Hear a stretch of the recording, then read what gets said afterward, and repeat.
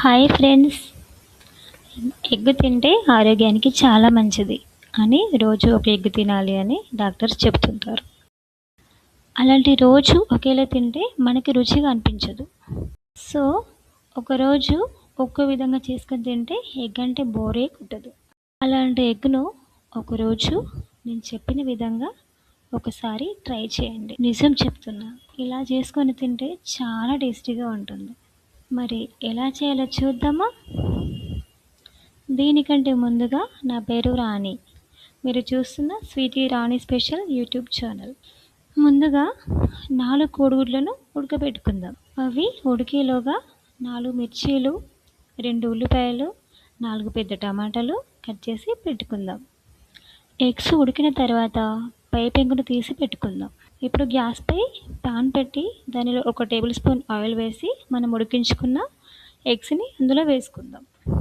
కొంతమంది ఈ ఎగ్స్‌ను పసుపు వేసి వేయిస్తుంటారు. కానీ నేను వేయించకుండానే చేస్తున్నా.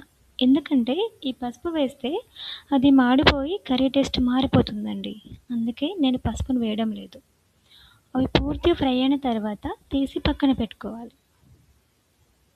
ఇప్పుడు అదే ప్యాన్‌లో మళ్ళీ టేబుల్ స్పూన్ ఆయిల్ వేసి ఆయిల్ మరిగిన తర్వాత 3 లవంగాలు, 2 యాలకులు, 1 దాల్చిన చెక్క, 1 బగారాకు వేసుకుందాం.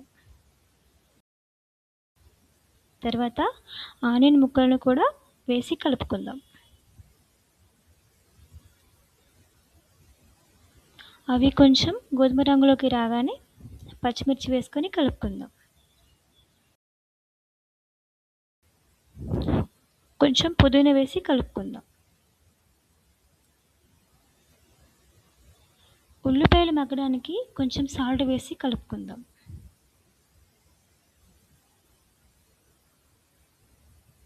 ఇప్పుడు అల్లం వెల్లుల్లి పేస్ట్ వేసి కలుపుకుందాం.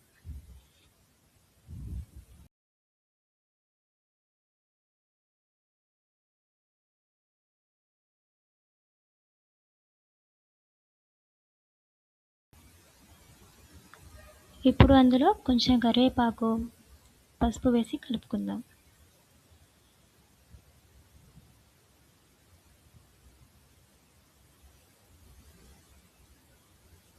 ఇప్పుడు టమాటా ముక్కలు వేసుకోవాలి.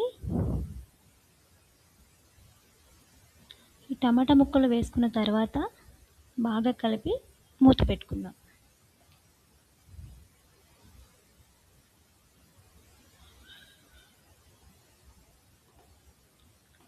2 మినిట్స్ తర్వాత మళ్ళీ ఒకసారి కలుపుకొని మూత పెట్టుకొని మళ్ళీ కలుపుకొని 2 టేబుల్ స్పూన్ కారం, 1/2 టేబుల్ స్పూన్ సాల్ట్ వేసి కలుపుకుందాం.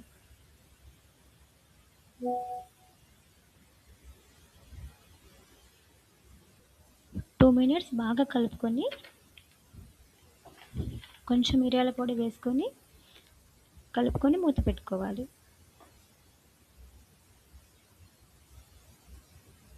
చాలామంది ఎగ్ కర్రీలో మిరియాల పొడి వేయకుండా చేస్తారు. కానీ నేను చెప్పిన విధంగా మిరియాల పొడి వేసి చూడండి, ఆ టేస్టే వేరు. ఇప్పుడు కొంచెం గరం మసాలా, కొంచెం ధనియాల పౌడర్ వేసి కలపాలి. ఆ తర్వాత అందులో 1 గ్లాస్ వాటర్ పోసుకొని కలుపుకోవాలి.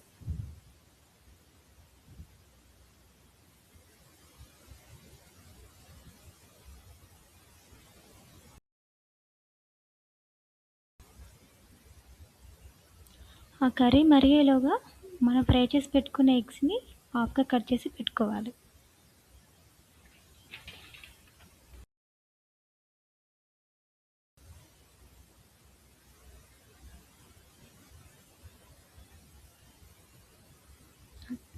టూ మినిట్స్ తర్వాత మూత తీసి కలుపుకొని అందులో ఎగ్స్‌ని వేసుకోవాలి.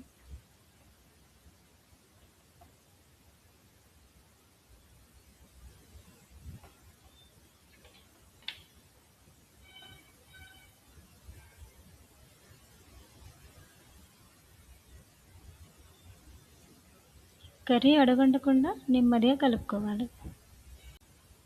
అలా 2 నిమిషాల తర్వాత కొత్తిమీర వేసి దించేసుకుంటే ఎంతో గుమగుమలాడే ఎగ్ కర్రీ రెడీ.